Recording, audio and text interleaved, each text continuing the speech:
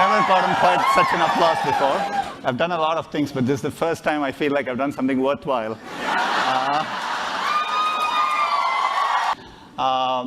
Shah Rukh needs no introduction, but he's one of the most popular and acclaimed actors in India. He has done a lot of things. He's not just an actor, he's a producer, he's a philanthropist. He has been given the Padma Shri Award by the government.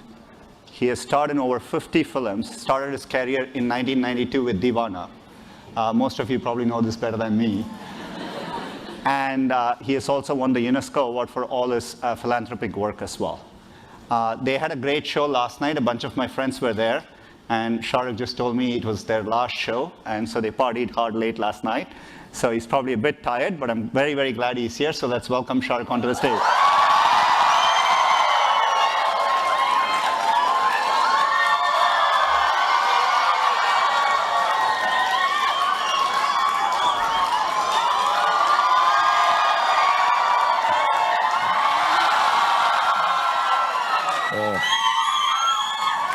This is overwhelming, first of all. I never expect. Thank you, I love you too. You've done such a diverse range of films. What's the most challenging role you've done? Why? Can you talk a little bit about that? It's always the next one. Yeah, it's never the one that I've done, because if I've done it, then it's over and done with. And however badly I may have done it, but it's no longer a challenge. An actor, I don't know. No role is difficult because I don't, I don't have a method that I follow. I just take instances from life, meet people, and I meet so many people, and I love people. I love the hugs, I love to kiss them, I love to talk to them, and yeah, we're doing the kisses afterwards. So I just get to know people, and then somewhere down the line, whenever a role is given to me, I kind of take from life and, use it. And yeah, sometimes it's over the top, sometimes people think it's too simplistic, but I think it reaches out to everyone, touches everybody's hearts, and people identify with it. So films like CHUTIYa were nice, Swades. There's Dil Wale Dulhaniya Le Jayenge. And I think in the last few days, I like Don, I find him very sexy. Three things I really like. I like entertainment, I like children, and I like sports. These are three things that really turn me on. Nothing else, actually. I'm not much of a sightseer. I'm not much for travel. I'm very boring. I'm very, very boring. If there are three things that I like, it's like watching films or video games, or watching sports, or children. I love children. So whenever there is a thing that I can involve myself now, because I've kind of done well for myself and I have a little extra money, so whenever there's something, I get an opportunity to invest in any of these things, I always do, without thinking of the business aspect of it. So business-wise, I don't know if they're doing well or not. My team is here, they'll tell you. I have to keep working hard and bringing the money in. But VFX was part of entertainment. IPL was because I like sports. And I really wanted to play. I wanted to be a football player or a hockey player. And it sounds very pompous. When I couldn't become a player, I thought, let me just go ahead and buy a team instead. But I did for my kids. That's the way I think as well. So, no. Yeah, let's go and buy a team. My kids liked it. We were sitting one day and they said, we should have a league team because of the English Premiership League and all. And I just went and bought it. And I remember we were to bid for it the next morning at 11 o'clock. And the bidding was very high, much more than I could afford or I still can afford. And all big corporates were doing it. And I was awake, and I was hoping somehow my bid is not accepted because I didn't have the money. So I just went ahead, and after I bought it also, we lost so many years and so pathetically that I became very sad. The business was bad, and the game wasn't being won, and it's been a roller coaster ride. But, I stuck around with it for 3 years now, and 5 years. And somehow things have turned. Because I truly believe, and some of you are younger here and you should know this, I don't want to sound philosophical and as if I'm giving you a lecture, but just when you think things are going to go wrong, if you hold on to them, they kind of turn around. Just that last brink is always the most important one. And I think for India especially, it's very important that the youngsters are educated if we want to change the country, because we have everything going for us if we are just educated a little more or have access to education. So I would request everyone who's working at Google, figure out something specific, because you're the intelligent ones and smart ones and the fun ones. Figure out some specific things for Indian education so that it reaches deep inside the heartland of India, because we need kids like you coming here and ruling the world.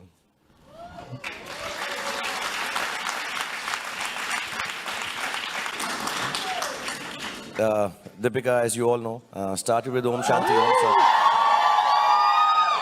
I like to show off and be pompous and take the credit for the fact that I made her, and which I can say openly. And today, unfortunately, she won't be able to sing because her voice is gone. She's otherwise she would have. Normally, she does a full Bharatnatyam as soon as she comes from that part of India. She does a whole Arangetram and all, but she won't be able to do it.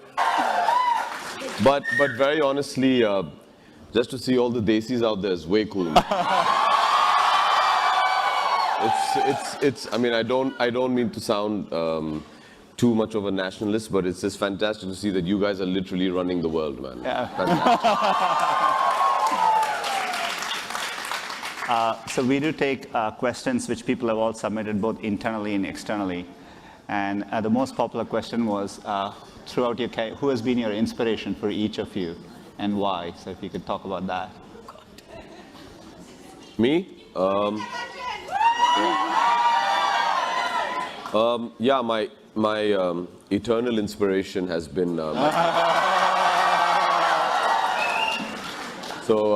Yes, for me, it's always been my father, and in whatever I do, anything that, yeah, I love him too, and he's actually very jealous that I'm here today. Yeah, he's more of a computer geek than even me, so actually. He must be blogging right now as we speak.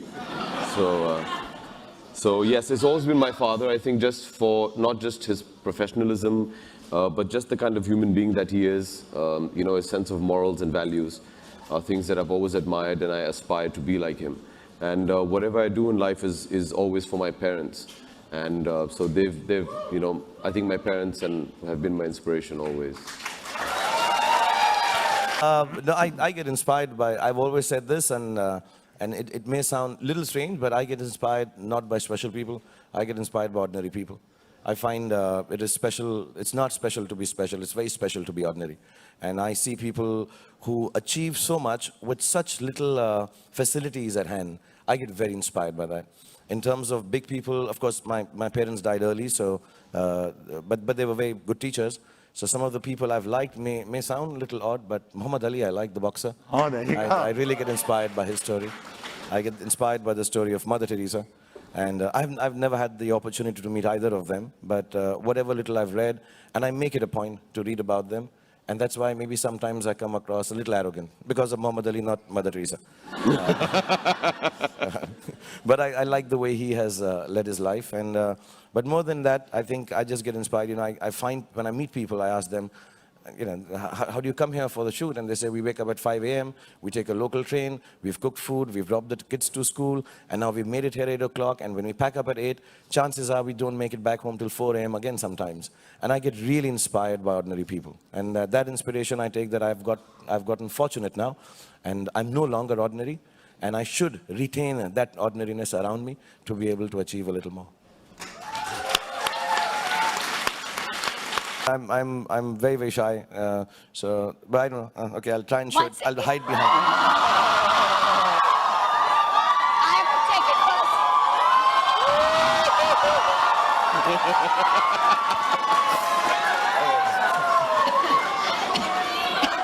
first. I'm sorry, I'll start blushing and all.